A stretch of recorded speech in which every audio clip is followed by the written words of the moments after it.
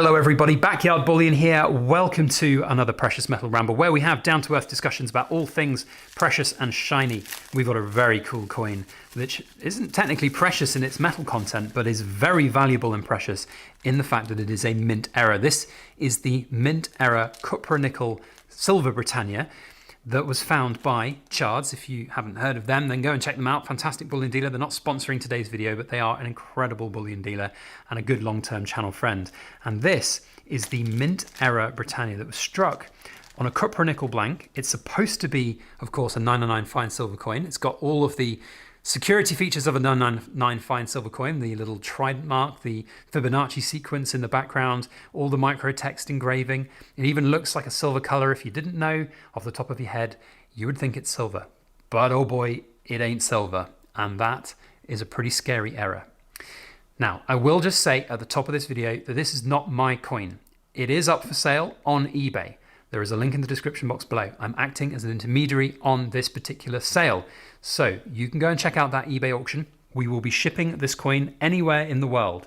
UK, Australia, Canada, America, you name it, as long as it is a legal country to ship to and it's on eBay, global shipping program, we can do it. So links in the description box below to that eBay page, your chance to bid on these. And just to back up that I'm not being completely mercenary and a flipper, my two coins that I got purchased from Chards are at NGC at the moment. I've got the grades back, 69 and 67. Having a bit of an argy-bargy with NGC at the moment to back the fact that there's no words mint error on the label. A little bit more on that in the rest of this video. But for now, I do want to just go over this error again, because this is the kind of error that the Royal Mint really don't want us to talk about at all. But the fact that it exists, I think, is an amazing thing, an amazing occurrence, and something that is kind of really interesting. So first up, how do you know it's genuinely a mint era coin? Well, it's not a fine silver coin, so it's going to weigh less than it will. Now I'm going to weigh this without it going onto the scales outside of the capsule. So if we tear that side and then we put this into the capsule like so, we can put the coin on there and you can see that it does not weigh 31.1 grams. It's 28.25, and that's the pretty much accurate weight to what these scales are as accurate as they can be, not perfect. As accurate as can be for a £5 Cupro nickel blank, which would be normally made for crowns. And that's what is on the COA here that's been produced by Chards. Now, there's some more information here. If you haven't seen their YouTube video, I think this QR code takes you to the Chards website, where you can find also that video that they shared with all the information about how they discovered it, their stringent checks and measures in place to check any incoming goods. Really, really impressive. And then on here, they've got some information. So the 2026 silver 1 ounce base metal era Britannia coin. This coin is one of the 2026 1 ounce silver Britannia bullion coins that was affected by a brief manufacturing error, confirmed by the Royal Mint following a full review. We believe these coins to have been struck onto a £5 base metal crown coin blank. As a result, a total of 209 base metal 1 ounce silver Britannia coins are believed to exist.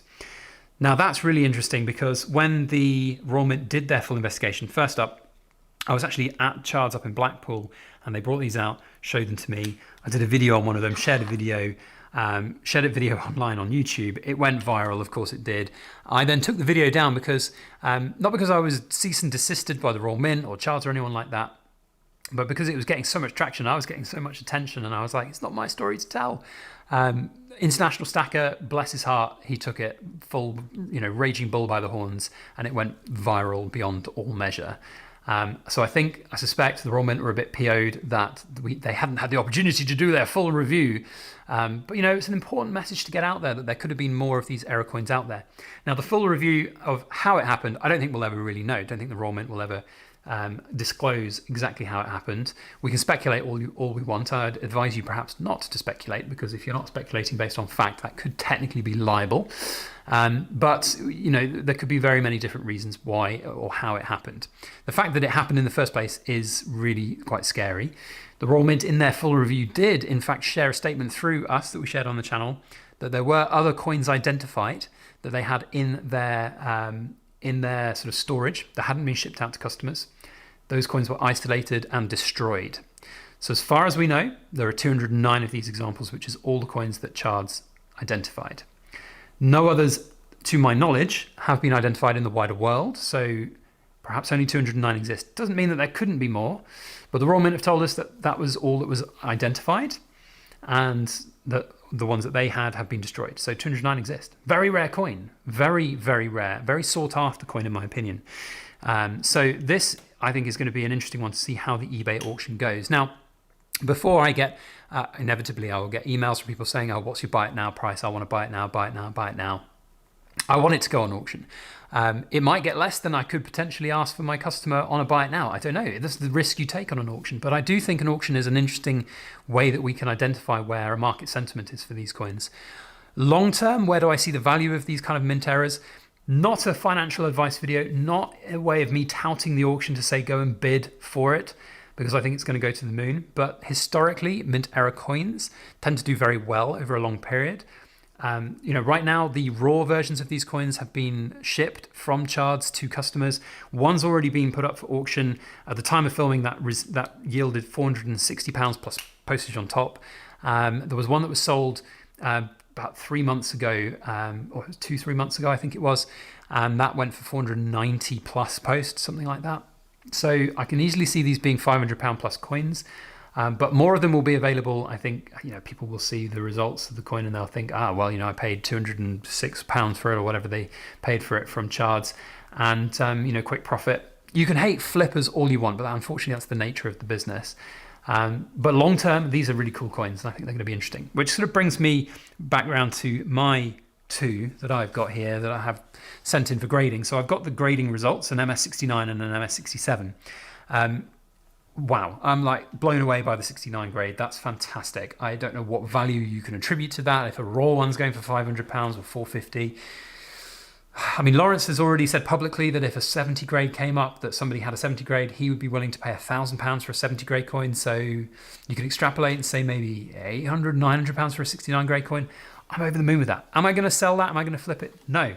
These are my kids' coins. Now, the dilemma I have is that I have two unequal coins here. One, of course, is going to be more valuable than the other with the 67 and 69 grade. So I have in sort of the back of my mind, rather than my kids fight over who gets the more valuable coin, I would maybe sell the 67 coin in time and then they could part own the 69 coin each.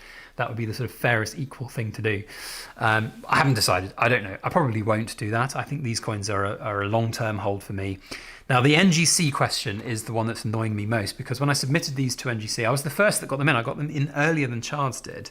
And this is the designation they gave them. So it says 2026, Great Britain, silver £2 Britannia on £5 Cupro Nickel planchette. So it is identifying that these are not silver, they are on Cupro Nickel, but it doesn't identify at the immediate look that they are mint errors.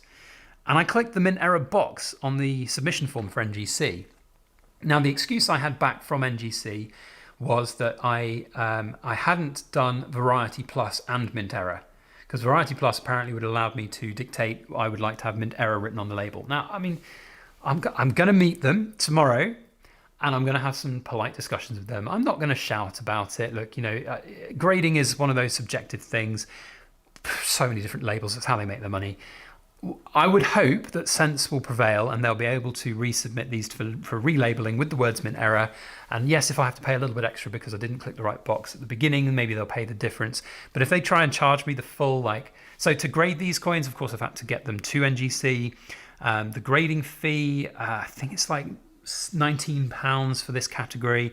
Then there's a £15 surcharge for the mint error designation. There's a £15 surcharge for the Variety Plus designation. So, for me, it's like close to £50 a coin to grade, or I've paid £40 a coin to grade so far. If I now have to resubmit and spend another £50 a coin, that's quite a lot of money to grade on these coins. Yeah, I've got good grades now, return on investment, but it's not very nice. It doesn't leave a good taste in the mouth. So we'll see what NGC say on them.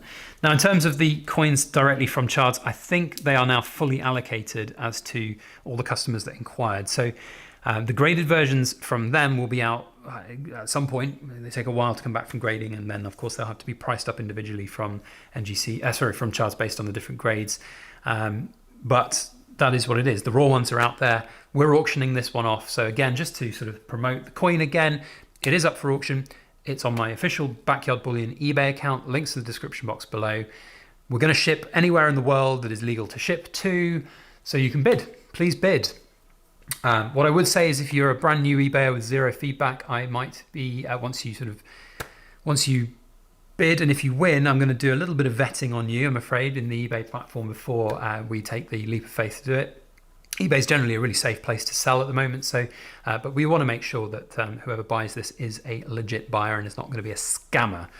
That's an important thing. Otherwise, happy bidding, good luck. You know, I'm not selling this on my own financial benefit, other than a very small commission on this, but that's it. So hopefully somebody out there will get a very, very cool error coin for their collection. Okay, that's it from me. Thanks all for watching. We'll see you on the next video. Cool kids, let me know what you think about the grades here and potential price points for an MS69 and MS67 coin. I've already had offers on them, shared it on the forum. I already had like 3 emails within like 20 minutes of me putting a post up.